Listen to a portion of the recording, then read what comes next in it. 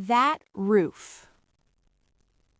Before we talk about anything else, before we get into the 2 full floors of glass, before we talk about what appears to be a deployable outdoor terrace on the upper deck, before we even get to that semi-truck front end that looks like it was designed on a different planet, I need you to look at that roof dome for a second. Because whoever designed that wasn't thinking about roads. They were thinking about lying on your back at 2 in the morning, somewhere in the middle of a forest, watching a meteor shower through a panoramic skylight from inside a vehicle. Full transparency right up front. What you're looking at is an AI-generated concept. It doesn't exist in any factory, no one's building it, no delivery date, no showroom, no price tag. Pure imagination. And honestly, that's exactly what makes it worth taking seriously. Because when a designer has 0 real-world limitations, you find out what design actually wants to become. What we're going to do today is a full walk-around, exterior, interior logic, powertrain thinking, and at the very end, I'll tell you which single detail on this concept I think is genuinely ahead of anything I've seen on a real vehicle. Stay with me, because that upper deck terrace situation, we need to talk about that. Let's start at the front, because this is where the first conversation happens between the vehicle and anyone who sees it. The cab-forward design here is built on what appears to be a heavy-duty semi-truck platform, and I want you to sit with that for a second, because that's not a compromise. That's a deliberate choice. Most luxury motorhomes try to hide their truck DNA. They smooth it out, they tuck the cab back, they try to make you forget you're looking at something that weighs as much as a small building. This concept does the opposite. It leans into it, hard. The front face is aggressive, wide. The grille sits behind a sculpted lower fascia that's all angles and intent. And running through it is a blue LED light signature that immediately tells you this isn't a diesel-chugging highway machine. Those blue accents aren't decorative, they're a design language, a statement. They're saying whatever is powering this thing, it isn't what you think. The headlights themselves are sharp, almost predatory, and they sit high on the cab, which gives the front end a presence that's closer to an aerospace vehicle than a road vehicle. When this thing is coming toward you at night with those blue signatures lit up, that image stays with you. Now, let's move to the side profile, and this is where the concept goes from interesting to genuinely extraordinary. What you're looking at is a full 2-story habitable structure sitting on that truck chassis, and the proportions are, there's no other way to say this, they shouldn't work. 2 floors on a road vehicle should look absurd, should look unstable, should look like someone stacked a building on a truck by accident. It doesn't look like any of those things. The reason it works is the glass. Almost the entire upper floor is glass, floor-to-ceiling, wall-to-wall glazing that runs the full length of the living section. And when you have that much transparency in a structure, something interesting happens visually. The mass disappears. Your eye reads the glass, not the walls. The vehicle starts to feel lighter than it has any right to be. It's the same trick architects use on buildings, and seeing it executed on a motorhome concept is, honestly, it's pretty remarkable. The lower section is where the structural mass lives, brushed platinum silver body panels with angular cuts and geometric panel lines that echo the cab's design language. Those lines aren't just aesthetic, they're doing visual work, breaking up what would otherwise be a flat, featureless wall into something with rhythm and movement. And running along the full base of the lower body, more of that blue LED signature. At night, this thing would appear to float. You'd see the light before you saw the vehicle. Now, the upper deck. Look carefully at what's happening on the upper level. That isn't just a glass wall. There appears to be a deployable section, a cantilevered overhang or terrace structure that extends outward from the living space. If that is what I think it is, and based on the proportions and the structural logic of what I can see here, I believe it is, then what this concept is proposing is an outdoor living deck on a motorhome.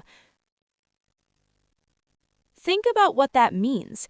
You drive to a remote alpine meadow, somewhere with no other vehicle in sight, nothing but mountains and sky. You deploy that upper terrace, and now you're standing outdoors, elevated with a 270-degree view on a vehicle. That's not camping. That's not even glamping. That's a completely different category of outdoor living that doesn't have a name yet. And then the roof dome. Sitting above everything else, above the upper floor, above the terrace, is a panoramic glazed dome structure. Multiple panels of curved glass forming what appears to be an observatory-style skylight. The curvature suggests it isn't flat. It's designed to follow the sky, to maximize the arc of visibility upward. In practical terms, if your bed is positioned beneath that dome, you wake up to sky. You fall asleep to stars. That's not an amenity. That's a philosophy. The wheel setup on this concept runs triple rear axle, 3 axles of rubber on the ground at the back, and that tells you everything about the engineering reality of what you're looking at. This thing is heavy. Beautifully, ambitiously, unapologetically heavy. The wheels themselves are large diameter alloys that manage to look refined despite the scale, which is harder to pull off than it sounds. The exterior alone makes this one of the most compelling concepts I've ever put in front of a camera. But here's the thing. The exterior is the easy part to appreciate. What I think is happening on the inside of this concept is where the real conversation gets interesting. We don't have interior footage of this concept. It's AI generated. It exists only as an exterior render.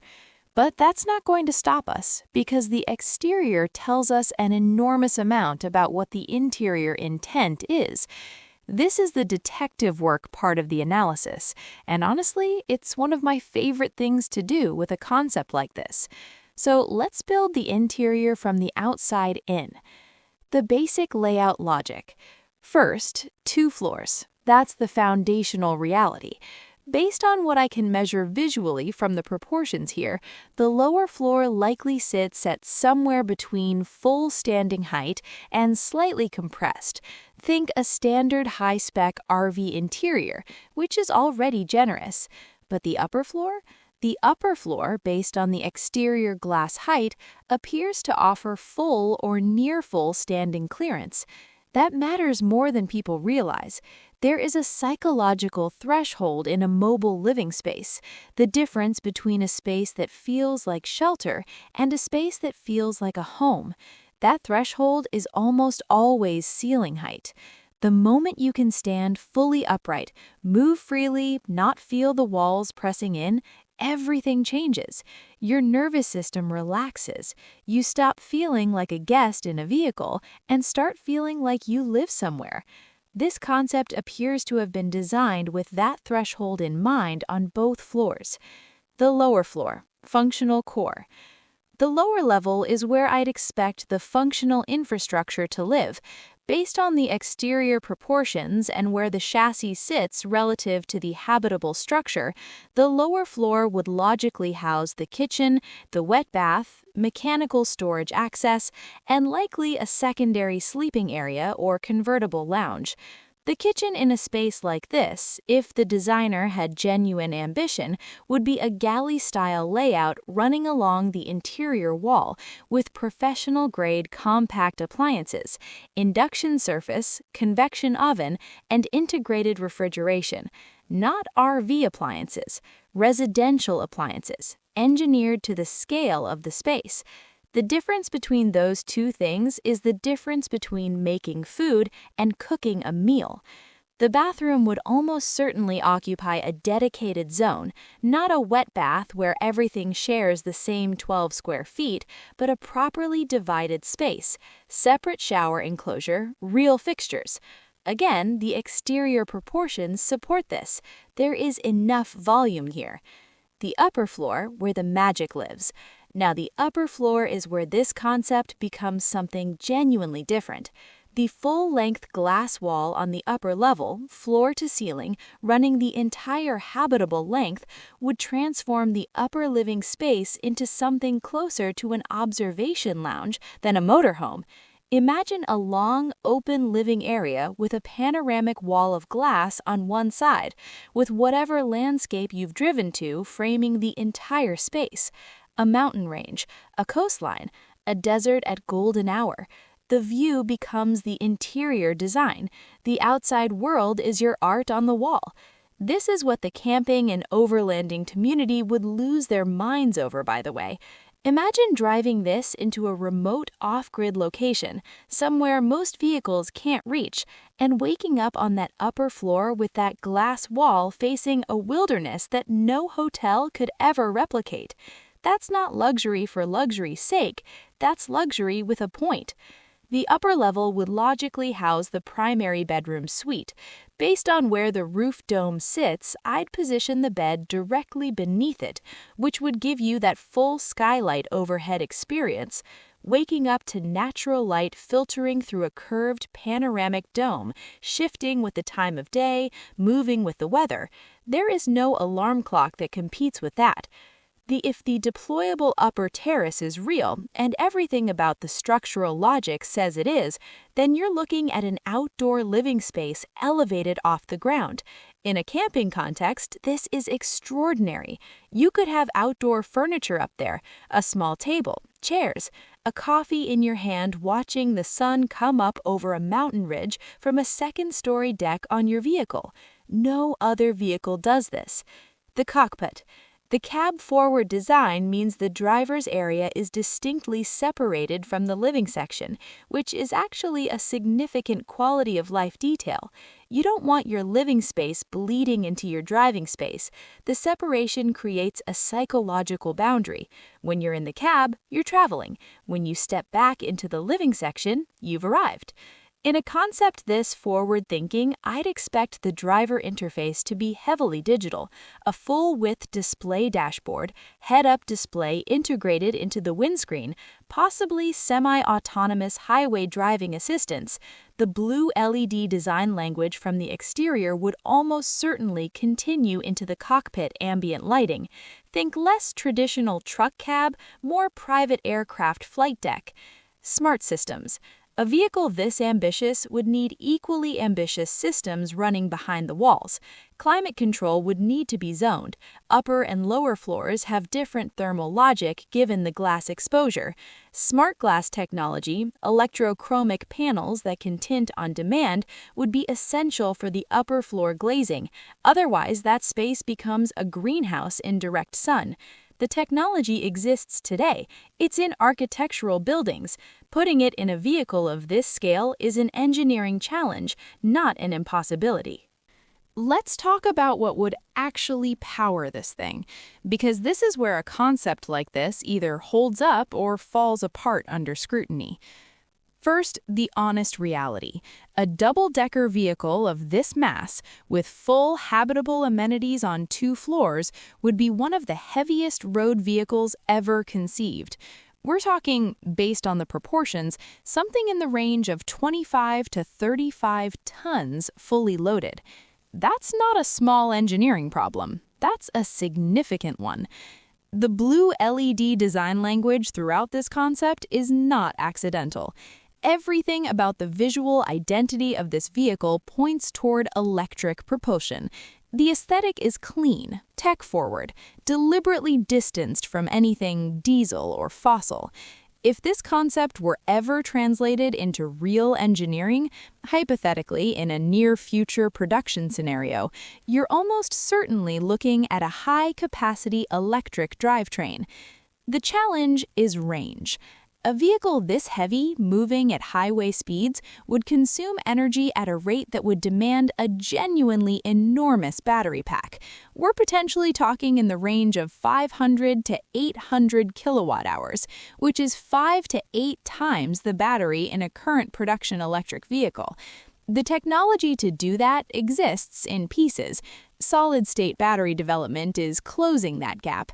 But in today's world, a vehicle like this would face serious range limitations between charges. This is where the roof dome becomes more than beautiful. Look at the surface area up there. A vehicle with this much horizontal real estate on the roof has a genuinely compelling case for integrated solar panel arrays.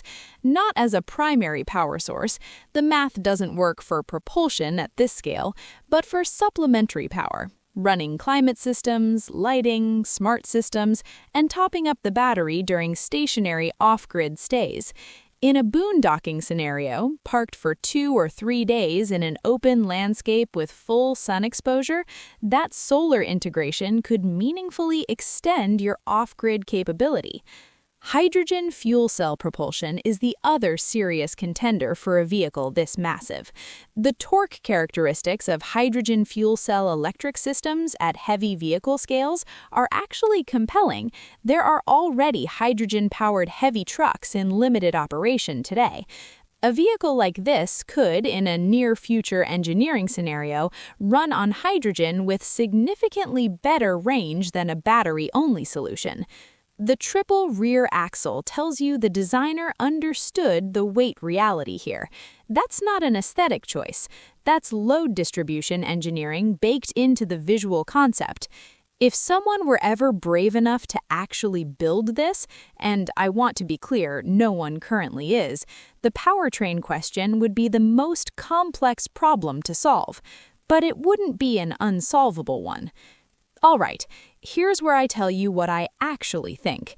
This concept is fictional, it's AI generated, it will never roll off a factory floor in this form. I want to say that again clearly, not as a disclaimer, but as a frame, because what makes a concept worth analyzing isn't whether it gets built, it's whether the ideas inside it are real. And the ideas inside this one, several of them are very real. What this concept does genuinely well, the double-story glass facade is exceptional design thinking. The way it eliminates visual mass while implying luxury and spaciousness is something that real architects spend careers trying to master. Seeing it on a motorhome concept is unexpected, and it works. The rooftop dome is the single most compelling detail on this vehicle. I've analyzed a lot of concept motorhomes, a lot, and I haven't seen a dedicated observatory-style skylight treated with this level of architectural seriousness. That detail alone would make this concept worth filming. The deployable upper terrace, if my read of the design is correct, is genuinely ahead of its time, not just as a feature, as a philosophy. The idea that your vehicle isn't just transport or shelter, but an elevated outdoor platform, that changes what a motorhome is for. What seems impractical or questionable, the height. I'm going to be honest, a vehicle this tall would be genuinely challenging on standard road infrastructure. Low bridges, underpasses, parking structures, the real-world constraints would demand serious route planning. That's not a deal-breaker for a concept, but it's a conversation any real engineering team would have on day one.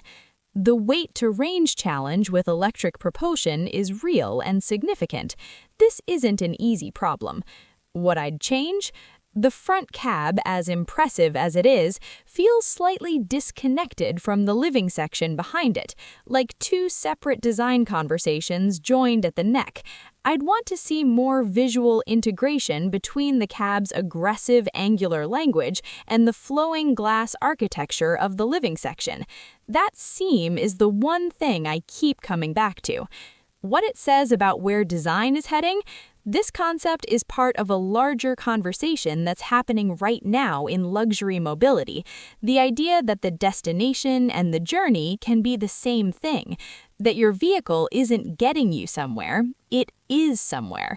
That idea is going to shape real vehicles in the next decade. Count on it. Now, here's my question for you, and I genuinely want to know, if you could wake up under that roof dome parked anywhere on Earth, anywhere, where would it be? Drop it in the comments. I read every single one. If this kind of deep dive concept analysis is what you come to YouTube for, there's a lot more of it here, and hitting subscribe is honestly the easiest decision you'll make today. New concept drops regularly. You don't want to miss the next one.